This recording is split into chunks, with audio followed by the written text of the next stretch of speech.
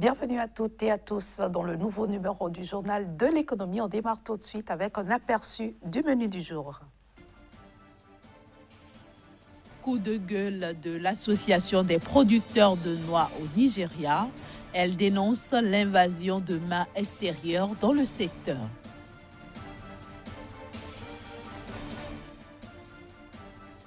La ville de Ouragario en Côte d'Ivoire renaît de ses cendres. Elle avait été détruite lors de la crise post-électorale de 2010-2011.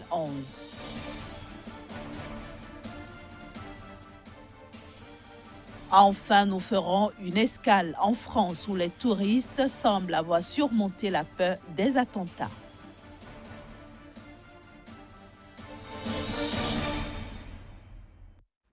Nous démarrons donc par le Nigeria. L'Association nationale des producteurs de noix dénonce ce qu'elle appelle l'invasion du marché nigérian par des mains extérieures, une situation qui affecte la structure des prix de la noix de cajou dans ce pays. L'Association nationale des producteurs de noix au Nigeria, entendue par la NCAN, sort de son long silence face à ce qu'elle appelle l'invasion du marché nigérien par des mains extérieures. L'association a exhorté le gouvernement fédéral pour une meilleure prise en charge et renforcer les mesures de surveillance des produits sur les différents marchés du pays. Ceci fait suite à la découverte d'un réseau d'hommes d'affaires se servant du logo de l'Association nationale des producteurs de noix du Nigeria pour faire écouler le même produit sur les marchés internationaux. Le groupe a déclaré que certains hommes d'affaires sans scrupules avaient privé le pays d'énormes revenus, demandant au gouvernement de freiner cette tendance. Les enquêtes ont révélé que plus de 50% des noix de cajou produites dans le pays étaient passées en contrebande par les États de Kwara, Oyo et Ogun, au Bénin, au Ghana et au Mali, d'où les noix sont exportées vers l'Inde et le Vietnam. Un membre du groupe, M. Adjaye Emmanuel, a déclaré que la République du Bénin, le Ghana, le Gabon et la Côte d'Ivoire étaient devenus les principaux marchés où la culture obtient une prime sur le marché international des contrebandiers. Selon d'autres sources,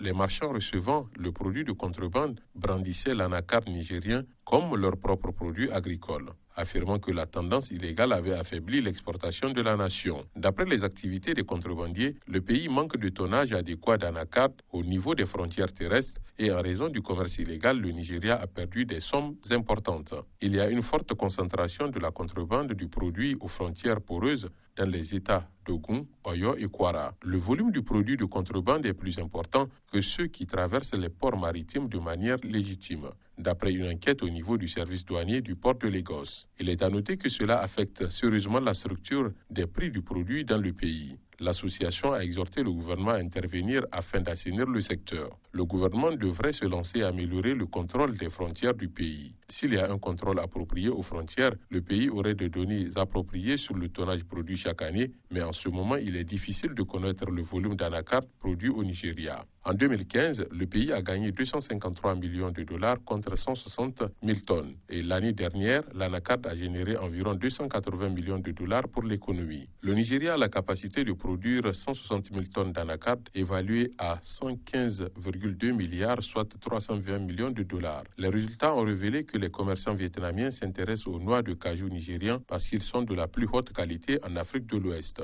Mais il y a des indications que le pays ne pourra que fournir plus de 40% de la demande totale en raison de sa faible capacité. Allons maintenant à la découverte de Ouagario. Il s'agit d'une sous-préfecture située dans le département de Gagnoa, à l'ouest de la Côte d'Ivoire, une ville fortement touchée par la crise post-électorale de 2010-2011, mais qui retrouve aujourd'hui ses couleurs. Il y a de cela quelques années, Ouagario, cette ville de l'ouest de la Côte d'Ivoire, faisait l'objet d'une extrême curiosité. Originaire de la localité, l'ancien président ivoirien Laurent Gbagbo avait offert un hôtel de ville à cette commune. Évalué à un peu plus de 4 millions de francs CFA, l'édifice n'a pas été épargné en 2011 après la chute de Gbagbo. Réhabilité, l'hôtel de ville abrite aujourd'hui les locaux du conseil municipal. En moins de 5 ans, plusieurs chantiers ont également vu le jour. Une forte demande au niveau de l'accès au terrain de la ville, mais il faut que ces demandes-là s'inscrivent dans une urbanisation cohérente et qui respecte donc et l'environnement. L'équipe municipale dirigée par ce jeune pharmacien est totalement motivée par ses objectifs qui lui ont permis de réaliser un bilan positif malgré la récente crise qui a fortement dégradé quelques acquis de la ville. Nous allons rapprocher le monde d'entreprise pour, à travers un partenariat gagnant-gagnant, faire en sorte que les investisseurs, les partenaires puissent avoir leur intérêt dans la commune, mais que cet intérêt soit partagé, que la commune aussi puisse bénéficier des investissements donc, qui seront générés au niveau donc, de la commune. À l'instar des collectivités locales, la ville souffre de la faiblesse de la subvention allouée par l'État de Côte d'Ivoire. Les conseils municipaux de Oura-Gayo innovent pour financer ces politiques publiques. Sur 5000 lots qui existent, bâtis non bâtis, nous n'avons que 500 qui sont enregistrés au niveau des recettes fiscales. Donc nous avons un potentiel encore de 4500 à enregistrer sur nos listes fiscales. Il y a de cela quelques mois, le maire de Oura-Gayo a sollicité les services du BNET, le Bureau national d'études techniques et de développement, pour l'accompagner efficacement dans la modernisation de sa commune et l'amélioration du cadre de vie des habitants de sa municipalité.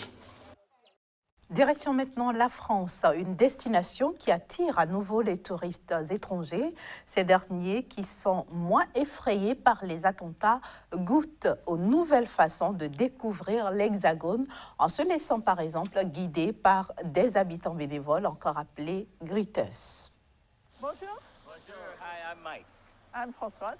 François. Brian. Brian. Derek. And Dennis. Nice to meet you. Hello to all of Bonjour à vous tous. Maybe we'll go there Peut-être for a qu'on peut minute s'abriter because ici it's parce qu'il raining. pleut. Mais qu'importe la météo capricieuse de ce mois d'août, tout juste débarqués du Texas, ces 4 touristes américains n'ont qu'une hâte, commencer leur visite privée de Paris. Françoise, une Parisienne à la retraite, leur sert de guide bénévole, avec pour commencer une traversée du Pont des Arts, célèbre pour ses cadenas accrochés par les amoureux. They put down the grilles Ils ont enlevé les because the grilles roads parce que were les so cadenas heavy. étaient trop lourds. Ah, mais c'était ça le pont. That was Oui, the c'était le great pont avec... way. Now people try to Donc put maintenant, them les on gens the essaient de lines. les accrocher sur les lampes. De la rive droite à la rive gauche, Françoise a choisi d'amener les 4 Américains dans le quartier de Saint-Germain-des-Prés, où elle vit depuis 40 ans. Faire découvrir sa ville hors des sentiers battus, c'est le principe même des greeters, ces guides bénévoles apparus en France depuis une dizaine d'années. C'est un bon choix parce que c'est quand même pas le quartier le plus touristique. C'est des rues où ils seraient sans doute jamais passés tout seuls. Donc c'est l'occasion de leur faire prendre des vieilles petites rues et de leur expliquer le charme de vivre ici. Ils sont près de 400 Parisiens retraités pour la plupart, à proposer ainsi des balades personnelles à travers la capitale et sa proche banlieue. Un concept qui séduit 6000 visiteurs par an, dont une majorité d'Américains, devenue la principale clientèle étrangère à Paris au premier semestre. C'est gratuit avec un habitant, alors qu'il faut payer avec un guide professionnel. Mais en fait, c'est pas seulement une question d'argent. Je me suis juste dit que c'était cool d'avoir quelqu'un qui habite ici et qui a tout simplement envie de vous faire visiter gratuitement la ville. C'est un beau concept. J'ai vu qu'il y avait plein de possibilités de visite en bus à Paris. Mais avec Françoise, on a certainement plus d'interactions que si on était dans un tour guidé. Pas question pour autant de marcher sur les plates-bandes des guides professionnels. Comme tous les greeters, Françoise entend mener ses visites comme si elle était en famille ou avec des amis. Moi, je parle aussi de la vie quotidienne et je ne fais pas visiter l'intérieur des églises. Et ce que je dis sur les bâtiments est très, très sommaire. Moi, quand les gens me posent des questions précises sur Saint-Germain ou Saint-Sulpice, je leur dis il y a des guides professionnels. Eux, ils sauront vous expliquer mieux. Après 2h30 de balade, Françoise ramène les touristes vers leur point de départ. Enchantés par la visite, les Américains la remercient en l'invitant au restaurant. Mais les greeters le répètent à chaque fois, c'est purement facultatif. Retour en Afrique, plus précisément au Burkina Faso. Nous allons nous intéresser aux meilleurs clients de ce pays pour l'année 2016. Et c'est juste après le petit jingle avec Casimir Pidjo.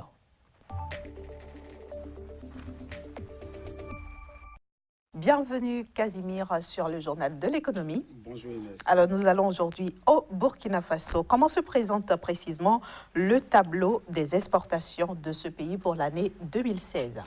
Il faut dire que le Burkina Faso a eu comme principal client la Suisse qui est venue donc en 2016 avec de très belles intentions en arrachant 51,5% donc du total des exportations.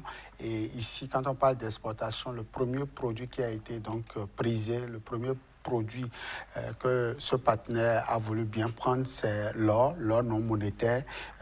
En dehors de l'or, le Burkina Faso est également producteur du coton, deuxième d'ailleurs au niveau de la sous-région. Et donc, ces produits ont été consommés comme du petit pain au niveau donc, de ses principaux partenaires.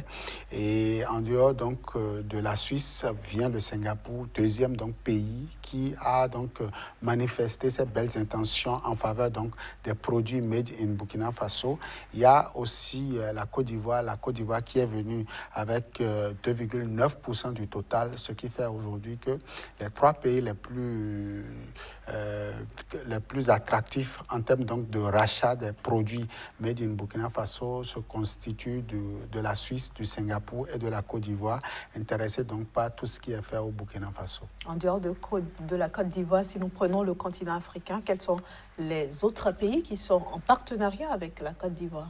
Nous avons comme deuxième pays l'Afrique du Sud, le Ghana, le Togo, le Mali, le Bénin et le Niger, qui sont donc les pays qui sont intéressés beaucoup plus par la production au niveau du Burkina Faso. Il faut déjà dire que les pays comme le Bénin, le Niger et le Togo sont beaucoup plus intéressés par les produits oléagineux et aussi les produits issus de l'agriculture familiale, notamment les céréales, les légumes, que le Burkina Faso, pays sahélien, essaie quand même de produire à bonne quantité et qui sont donc exportés vers ces pays voisins qui sont parfois dans donc, la soudure et qui ont besoin donc de l'expertise du Burkina Faso. Ça, c'est en ce qui concerne les exportations.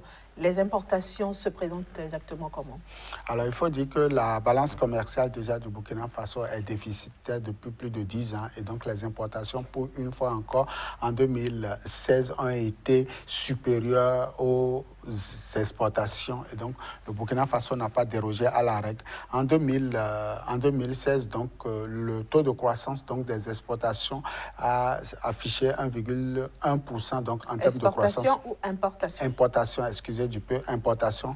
Et donc, l'importation a augmenté du volume comparativement donc, à l'année 2015. Le Burkina Faso, en tout cas, a pu donc, engranger, a sorti du trésor public environ 502 milliards de francs CFA pour acheter donc, les produits manquants. Et ici, les produits manquants ont, entre autres noms, d'abord les biens de consommation, à savoir le riz, les céréales manquants au niveau donc, du pays, mais surtout au niveau des moyens de transport, notamment en ce qui concerne donc, le transport des marchandises donc, des champs vers donc, les grandes villes. Et donc le Burkina Faso a débloqué environ 502 milliards de francs CFA pour pouvoir acheter donc, ces biens. Et comparé donc, à l'année 2015, le Burkina Faso a fait un progrès d'environ 5 milliards de francs CFA, il faut le dire. C'est quand même un pays sahélien, un pays donc, enclavé qui a besoin de beaucoup de services de l'extérieur. Et donc les importations ont donc augmenté de volume, surtout en ce qui concerne les pétroles, les produits dérivés du pétrole, ce qui représente ici environ 65% donc, des importations au niveau du pays. Et que pouvez-vous nous dire très rapidement sur la production locale pour l'année prochaine? Il faut déjà dire que la saison sèche n'est pas du tout, la saison pluvieuse n'est pas du tout favorable pour donc, le Burkina Faso. D'ailleurs, le ministre burkinabé de l'Agriculture a fait une descente dans certaines villes pour encourager les producteurs. Donc, la saison agricole 2017 ne sera pas du tout favorable pour l'agriculture burkinabé. Et déjà, le gouvernement est en train de lancer un appel à l'endroit donc, des partenaires techniques et financiers afin que d'éventuelles mesures de secours soient donc, à l'endroit du pays. Ça veut dire que les importations aussi pourraient augmenter cette année? Bien sûr, déjà 20 milliards de francs CFA ont été déjà débloqués pour pouvoir accompagner les producteurs et toute la population au cas où donc, la saison sèche allait avoir d'impact négatif sur la production agricole. Merci beaucoup Casimir Pédio. Avec vous, donc, nous étions au Burkina Faso pour parler des meilleurs clients de ce pays pour l'année 2016. Demain, un nouveau rendez-vous sur ce plateau. Toujours avec le même plaisir. Chers amis téléspectateurs, voilà, ce sera tout pour ce numéro. Merci de nous avoir suivis et à bientôt sur SICA.